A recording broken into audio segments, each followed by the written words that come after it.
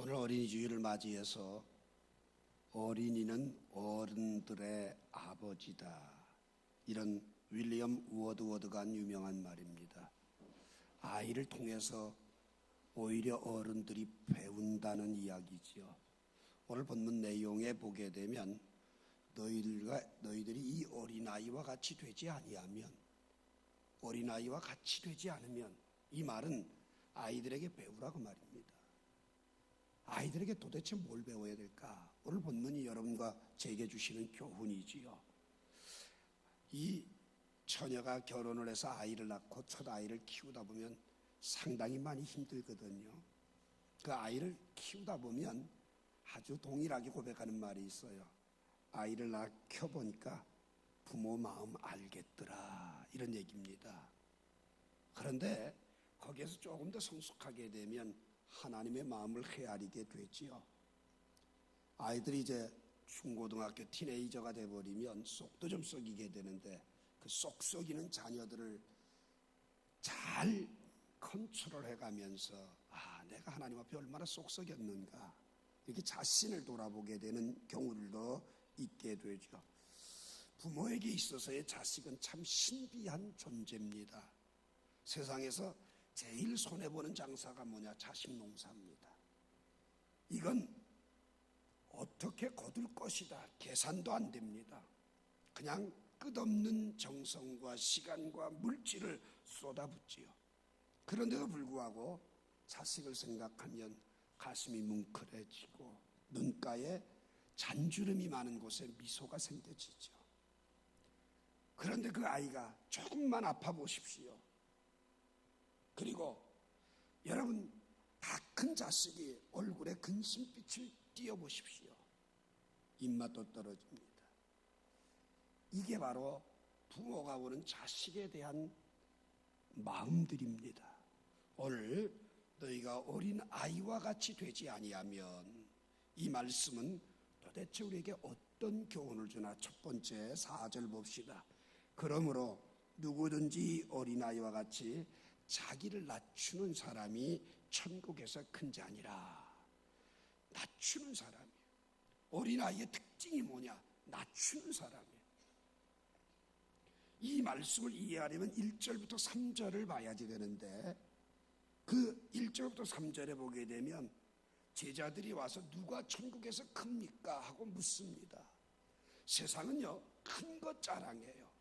권력이 높은 것, 돈이 많은 것, 명성이 있는 것, 지위가 높은 것, 그리고 뭐든지 힘 있는 자가 대접을 받아요.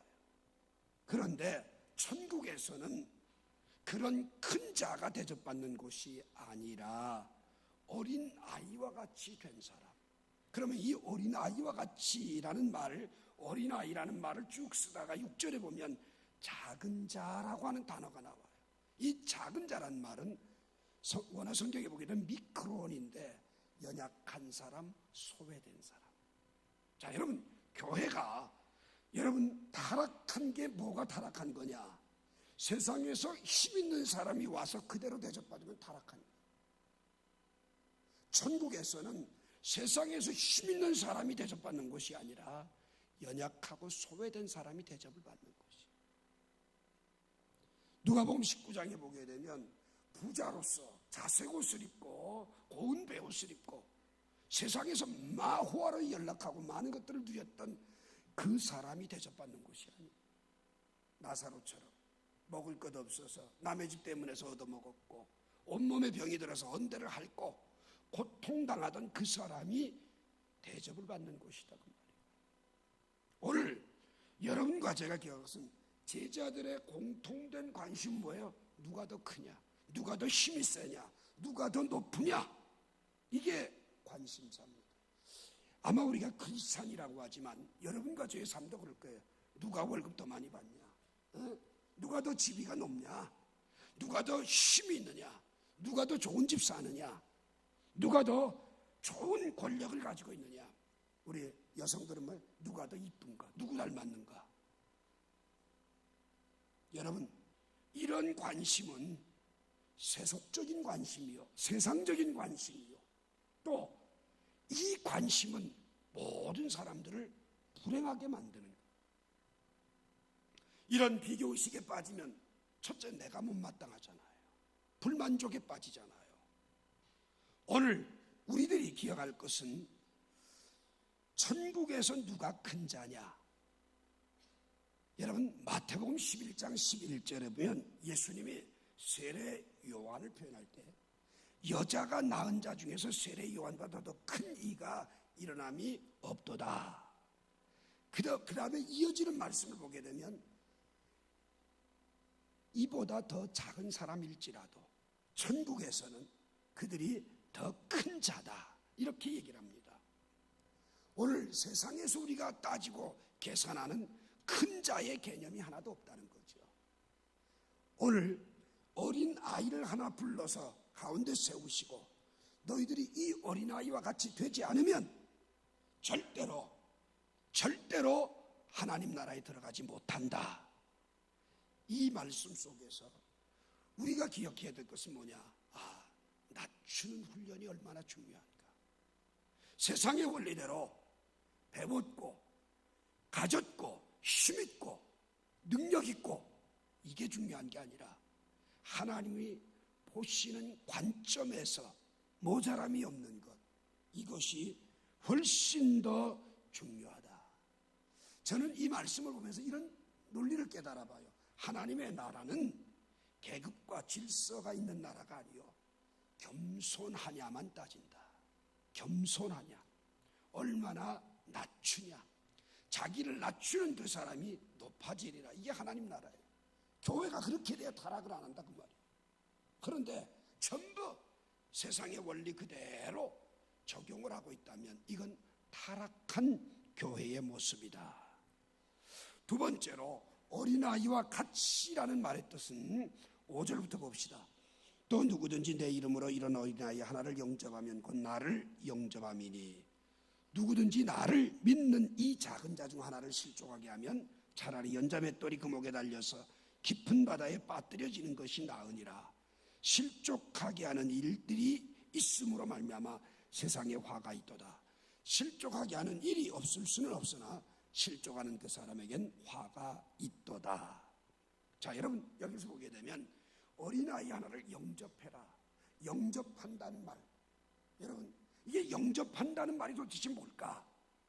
가장 성경에 흡사한 단어를 찾는다면 예수님께 하도 되라 그 말이에요. 예수님께 하도 되라.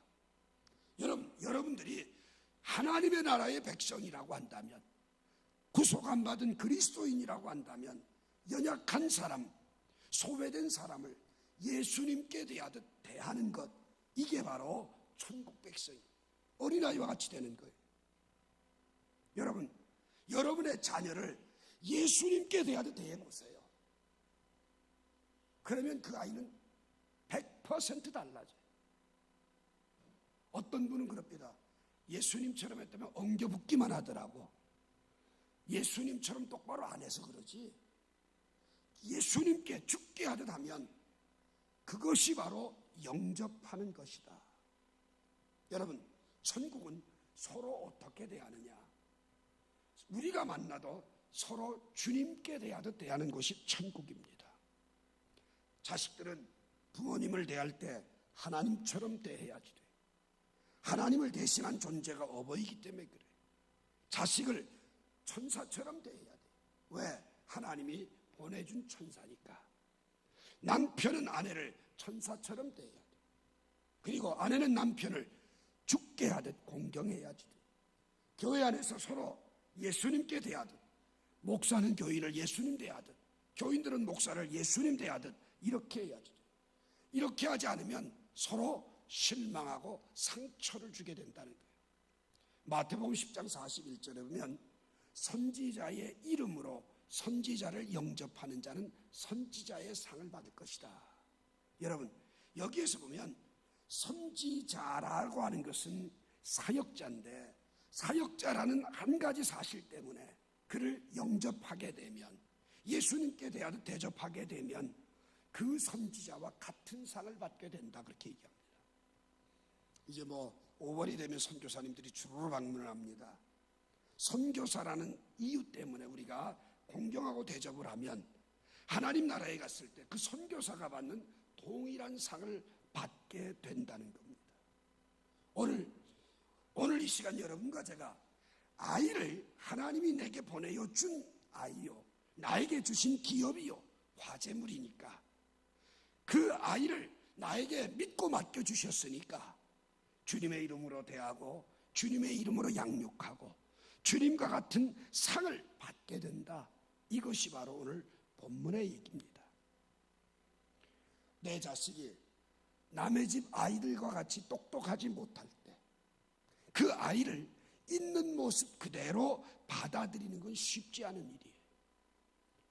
남의 집 아이들이 다 건강한데 우리 집 아이가 좀 장애인으로 태어났을 때 그를 사랑한다는 게 얼마나 눈물겨운 일인지 몰라요. 원치 않은데 우리 집의 아이들이 문제를 일으킵니다. 헝클어진 머리채를 부둥켜 안고 울어야 하는 순간이 많게 됩니다.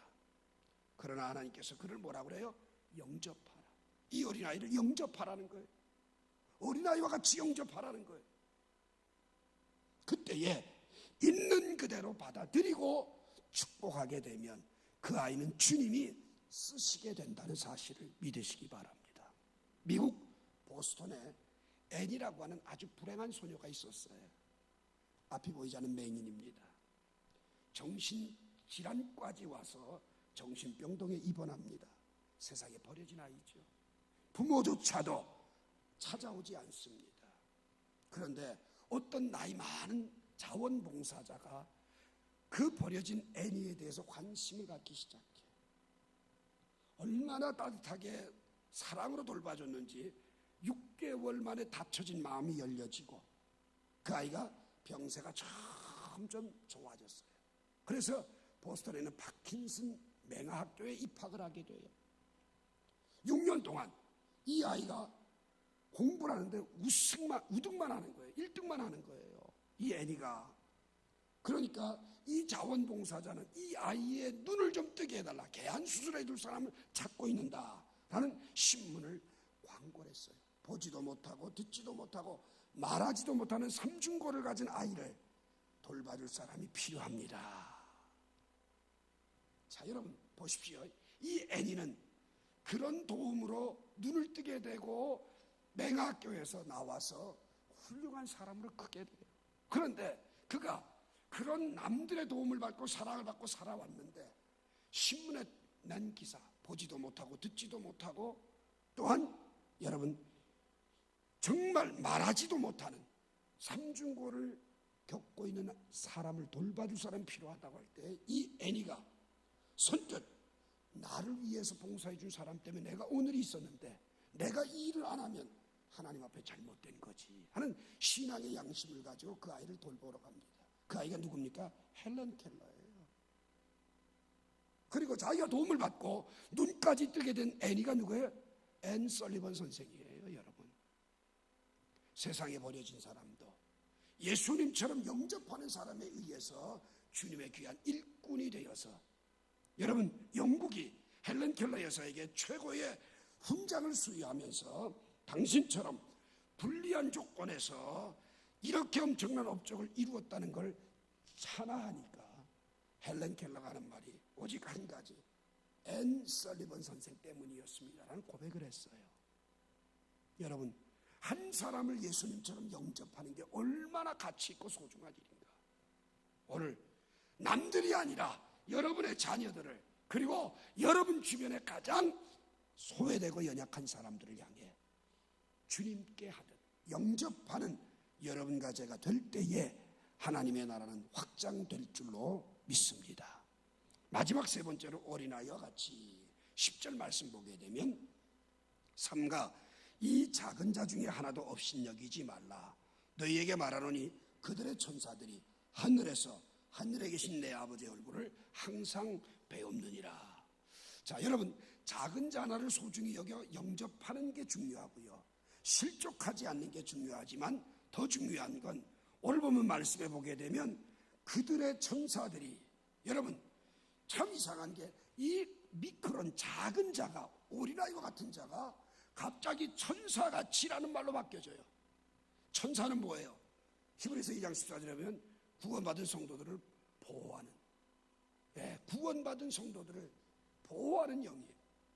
그와 같이 그들을 천사의 역할을 할 수 있도록 오늘 여러분과 제가 기억하신 여러분과 제가 해야 할 일이 뭐냐? 천사 같은 사역이다 그 말이에요.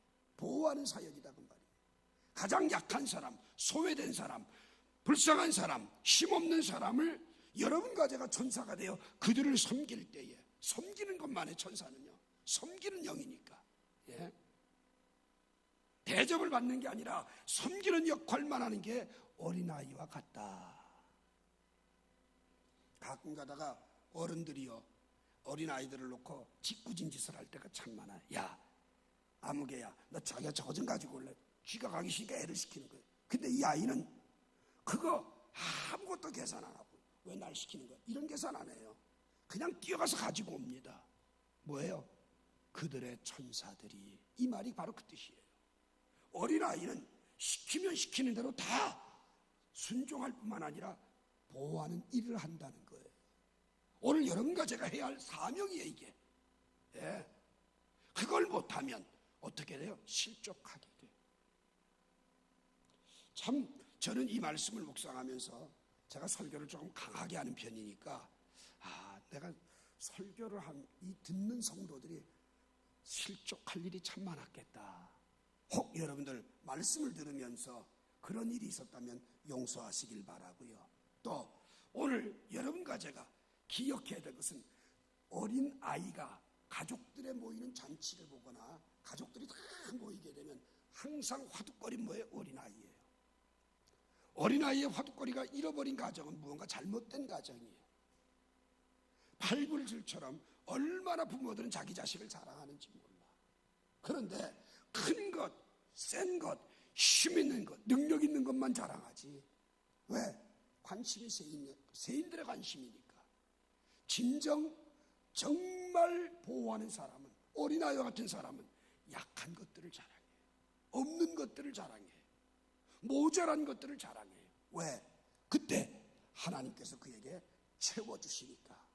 여러분, 주위시 유대인들은요, 어머니가 자식들을 교육하는 방법이 딱 두 가지입니다.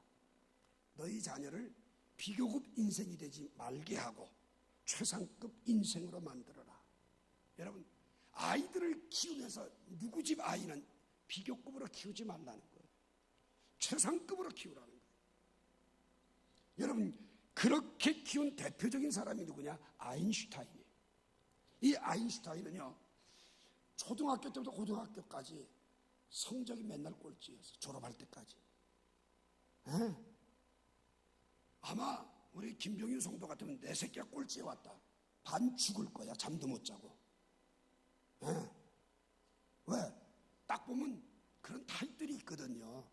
자기 자식이 잘못하는 것에 대해서는 용납을 못해. 채워야지 돼. 그런데 이 아인슈타인 어머니는요, 어떻게 되냐? 꼴찌해가지고 온 그 아이에게 뭐라고 얘기하느냐? 야, 너 그 엄마의 마음이 얼마나 속이 타겠습니까만 그 엄마는 아이에게 머리에 손을 얹고 이렇게 얘기했어. 야, 걱정하지 마. 네가 만약에 다른 사람과 똑같이 성적 좋아진다고 한다면 그보다 나아질 게 하나도 없어. 너는 다른 아이와 다르기 때문에, 그러니까 맨날 꼴찌했지만 다른 아이와 다르기 때문에 기필코 훌륭한 사람이 될 거야. 이게 그 어머니의 축복이었어요. 내 아이를 다른 아이와 똑같이 만들려고 하지 마세요. 내 아이는 하나님이 내게 맡겨주신 소중한 아이니까 그 아이가 살아가는 삶, 하나님이 쓰시는 삶이 다르다고 말입니다. 그 유대인 어머니가 그렇게 그 아이를 키운 결과 아인슈타인이 된 거예요. 제가 이 설교를 하면서 걱정을 했어요. 우리 꼬마들이 듣고 엄마 아빠한테 맨날 아인슈타인은 꼴찌했는데 이 얘기만 또 할까 봐. 그 얘기해도 괜찮아요, 여러분. 끌어안고 축복하세요. 왜? 최상급으로 만드는 축복, 이것이 굉장히 귀한 교육 방법입니다. 그게 보호하는 방법이에요. 그게 보호하는 방법이에요. 아이들을 망치는 언어가 뭡니까? 야, 누구 좀 봐라, 누구 좀 본받아라. 이게 자존감을 무너뜨리는, 인격을 무시하는 이야기들이에요. 잘하는 게 뭐 있어? 야, 지겹다 지겨워, 이 멍청한 거사. 여러분 지새끼 멍청하면 뭐 좋을 일 있어요? 오늘 여러분 아이들을 살리는 말은요 축복하는 언어입니다. 칭찬하는 언어입니다. 격려하는 언어입니다. 여러분 참 너 자랑스럽다. 공부 못해도 자랑스럽다고 몇 번만 해보세요. 그 아이는 신나서 그렇게 돼요. 우리 한국 사람은 잘 못합니다만 제가 제자 훈련하면서 늘 하는 말에 I'm proud of you. 이 미국 사람들이 제일 많이 쓰는 단어예요. 유대인들이 제일 많이 쓰는 단어예요. 그 말을 들은 아이들은요 사회 곳곳에서 기여를 하고 살아요. 여러분 넌 소중하다. 난 너를 믿는다. 난 널 위해 기도한다. 난 너만 보면 행복하다. 넌 너무 멋지다. 내가 널 보면 힘든 것도 잊혀져. 이런 이야기들을 아이들에게 해줄 때에 그게 바로 우리가 그들에게 천사 역할을 감당하는 거예요. 천사는 뭐예요? 섬기기만 해. 절대로 폭력적 언어나 저주를 안 해요. 오늘 말씀을 결론 내리기 원합니다. 하나님 나라에서 큰 자, 하나님의 나라에 들어가는 사람 누굽니까? 오늘 큰 자가 아니라 작은 자입니다. 미크론입니다. 이 미크론은 자랑할 게 하나도 없어요. 낮추는 사람, 겸손한 사람. 영접하는데 주님께 하듯 하는 것이 바로 영접이에요. 어린아이를 주님께 하듯 하면 그 아이는 반드시 하나님 쓰신다는 거예요. 또 한 가지, 오늘 여러분과 제가 그들에게 격려하고 칭찬하고 축복해서 천사처럼 그들을 보호하는 역할을 감당하는 것이 바로 어린아이와 같이 되는 거다. 그리하여서 오늘 우리들에게 맡겨진 하나님의 자녀들을 이 세상에 훌륭한 리더로 하나님의 사람으로 키워가며 하나님의 나라를 확장해가는 거룩한 손을 들어 아이들을 축복하는 부모들이 꼭 되기를 주의 이름으로 축원합니다. 기도합시다.